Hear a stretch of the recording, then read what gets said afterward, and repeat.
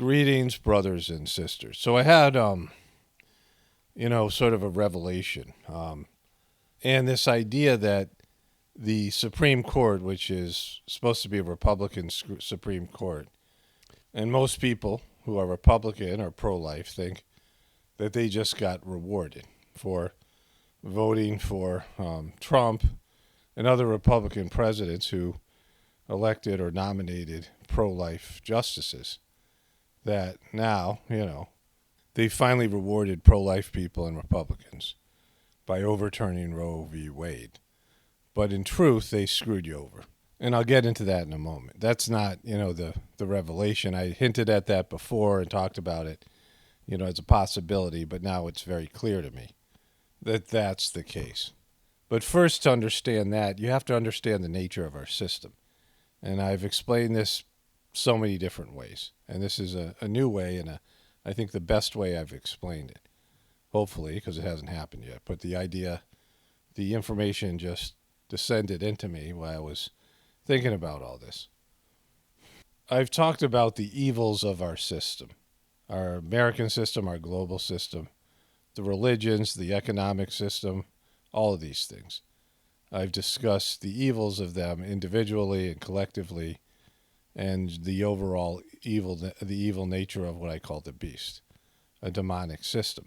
But there's only one real reason why it's evil. And that is that when you are born, you come in with a spiritual plan, a soul plan. You have a purpose on this planet, a soul purpose, and that is immediately yanked away from you. Not, maybe not immediately, maybe as you get into your childhood years, and then, more so as you become an adult.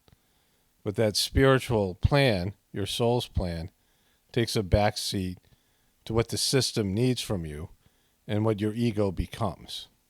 So let me explain that even more, because I think this really needs to be understood. Now, let's say you don't believe in a soul, but just for the state of argument and what I'm saying here, just consider that there's a soul, a spiritual essence that comes down to earth with a spiritual goal, that your soul has different tasks and obstacles as part of its plan, right? Something that you must face, things that you must overcome with an overall plan. And let's call that plan the overall nature of the soul is to get closer to God and return to the source, right? And you don't have to believe that, but just, just think about it as a possibility. There's some guy who wrote about this who interviewed all these mediums. He interviewed mediums from every different sort of walk of life and religion, and, people who were able to connect to God and channel and their understanding of the nature of birth and the nature of life outside of a human body. And they all pretty much agreed, they agreed with different variations of how they explained it, that there is basically some sort of etheric room, let's say, or let's say some spiritual realm, right? And there's different levels and different whatever. But when you die, your soul returns to the spirit world, and you process your previous existence, the life you just lived, right? And from that, your soul and your spiritual support team, these higher developed souls and disembodied souls, are there to help you plan your next excursion, your next adventure here on planet Earth. And there are other souls that are going to journey down here with you, and you're going to maybe marry one, or maybe some of them will be your kids, or, whatever it might be, right? I mean, in terms of even connecting with the souls of your parents who already are existing on planet Earth, all these things, right?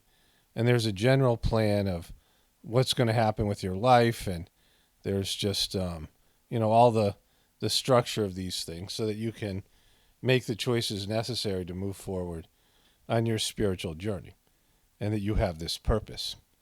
And so when you're born into this world, you have a purpose, right?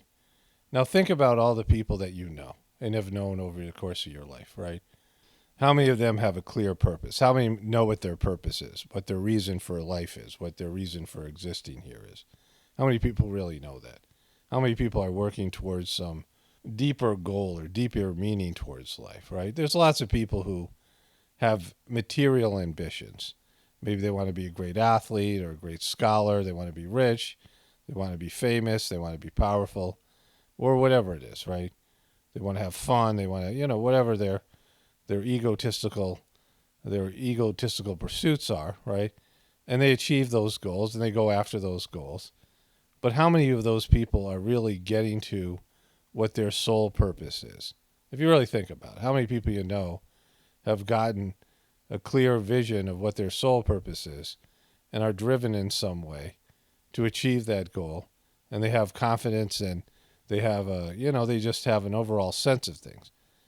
Probably next to no one. You probably know no one like that, right?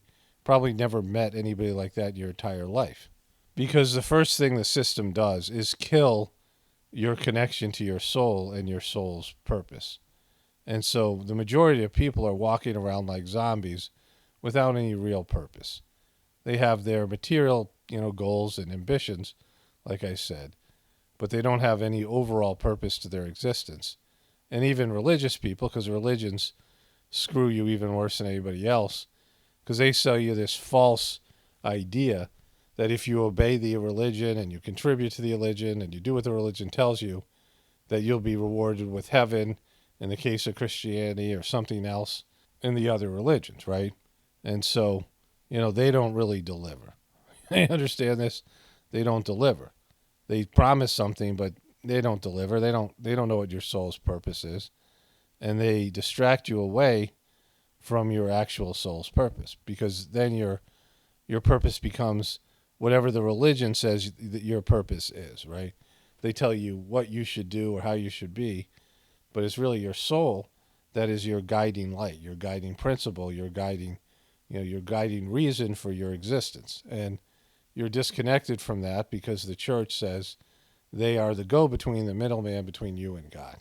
So because of that act, because of the system, the beast disconnecting you from your soul's purpose, then they can reprogram you to do what they want you to do, become what they want you to become, right? Somebody who's contributing to their system in some sort of slave type mentality.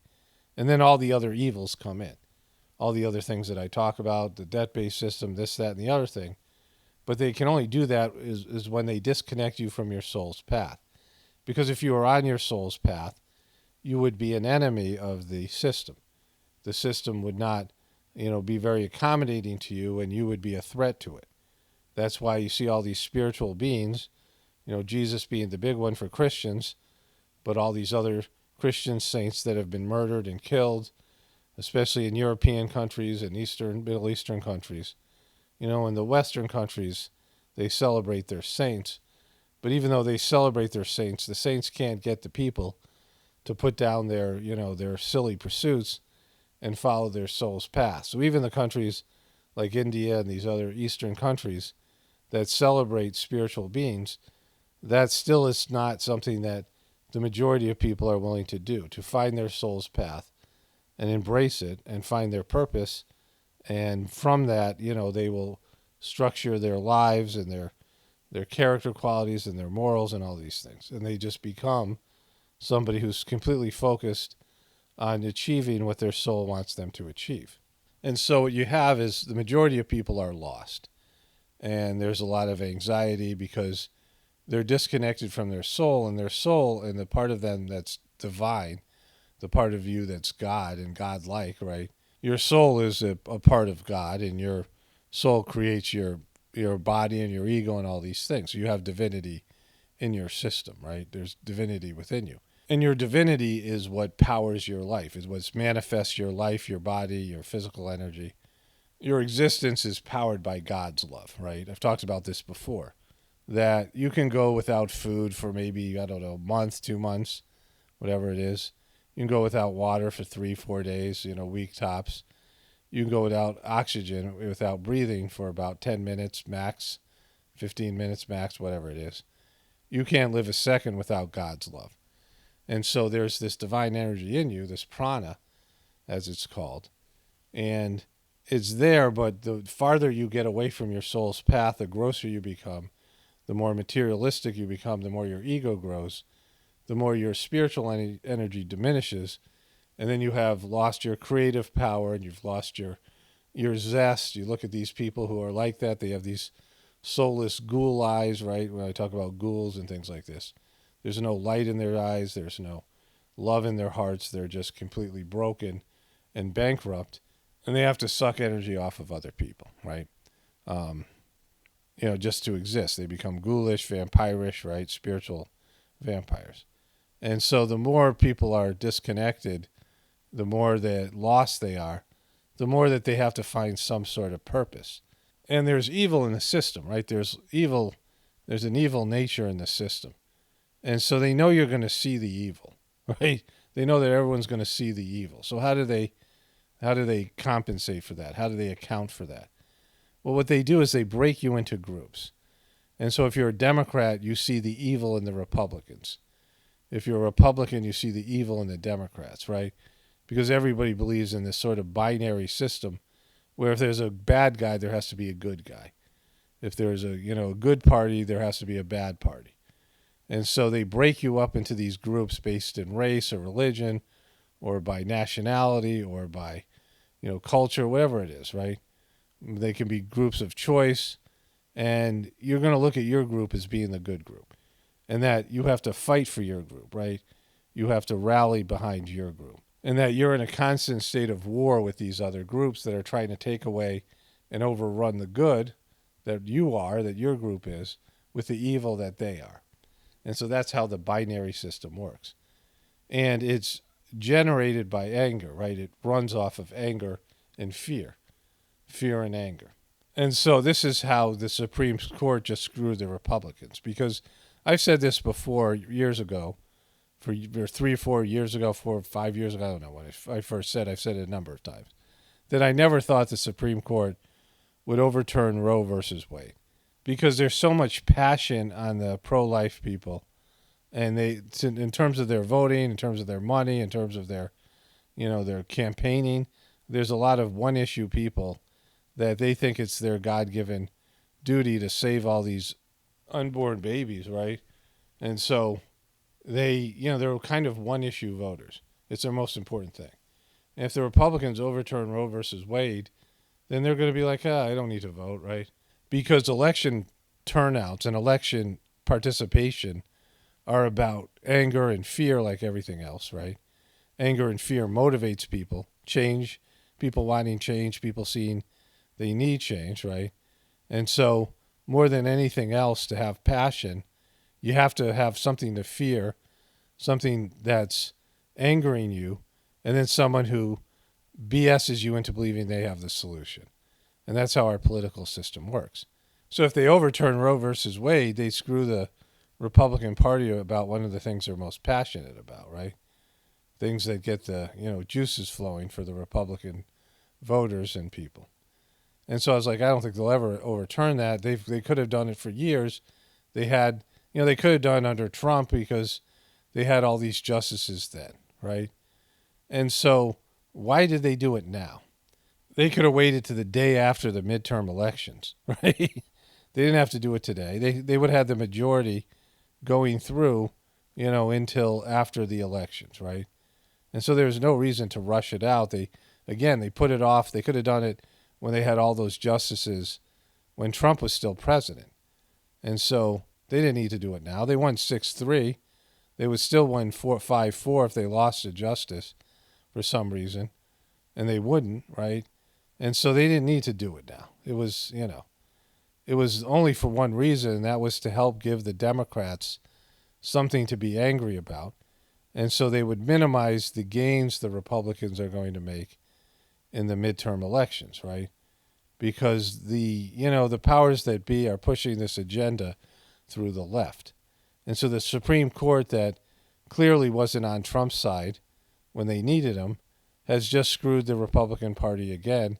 And all the Democrats are talking about it. I turned on the news today, and they had a couple of guys talking about how this is going to play well for the Democrats. Of course it is. Because now the anger and the outrage is on their side, right? And the anger and outrage was on the Republican side because Jojo Magoo sucks as a president, and the economy's bad, and the way that COVID was mishandled, and all the promises he made. See, this is what happens every election cycle. People are angry and upset at the party in power, right? You have a party that's in power and they're sucking. And the people that voted for them are disappointed that they didn't fulfill their promises. So they're kind of pacified and they're not so hot about the candidates anymore. And they're not pissed off like they were at Trump, right? You know, when people say there's no way JoJo Magoo got 80 million votes, that's one way to look at it, right? That's one way to view the outcome. But they wouldn't have been voting for JoJo Magoo. They would have been voting against Trump. They hated Trump so much that their anger and hatred towards Trump would make them turn out, because that's how it always works, right?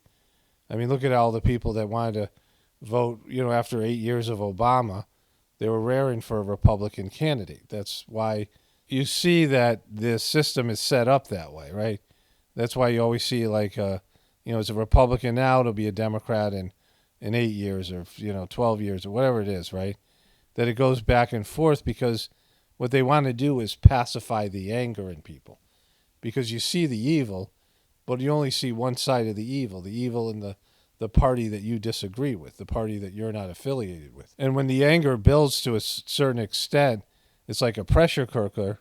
They allow the other side to win. They rig it so the other side is to win. And, they don't really have to rig it because that's just the way people will vote, right? They don't want to cheat that much. The less they have to cheat, the better. The less that they have to be accountable for. My wife and I are watching that TV show Gaslit, which is about the Watergate scandal. And, that was really stupid on Nixon's part, right? He was going to win the election. I mean, the whole thing is just, just being a clown, right?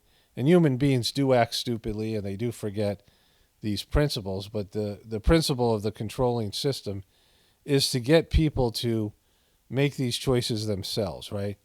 They don't have to kill unborn babies. They just get the mothers to do it, the women who are pregnant to do it, right? So they don't have to bear the spiritual consequences, or they don't have to be accountable, or they don't have to face the anger of the people that, if the government went and started to euthanize babies, just randomly, how would that go? People would be so angry, right? The people who wanted the baby, the people, if you force it on them, they're going to hate you for it, right? And even if they don't hate you at the time, they're going to hate you later.